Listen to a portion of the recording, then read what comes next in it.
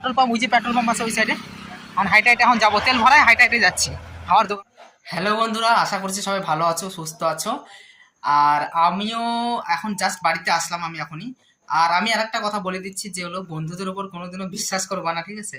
বিশেষ করে আমি এই একটু আগে পেট্রোল পাম্প গেছিলাম তেল ভরাতে, বন্ধুর গাড়িতে, ওর গাড়িতে গেছিলাম তেল ভরাতে। ও বললো চল সাথে।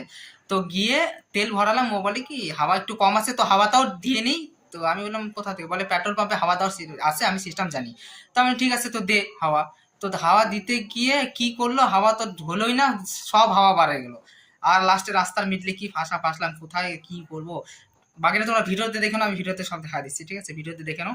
আর আমারও হালাত খারাপ, এখন হাইটে আসতে অবস্থা খারাপ হয়েছে, তোমরা দেখতে থাকো ভিডিওতে। যে বন্ধুরা দেখতে পাচ্ছ, পেট্রোল পাম্পে আসলাম, তেল ভরালাম। তেল ভরার পরে যে ও বলে কি পেট্রোল পাম্প থেকে হাওয়া দেওয়া যায়, হাওয়া কম আছে তো হাওয়া দেওয়া যায়।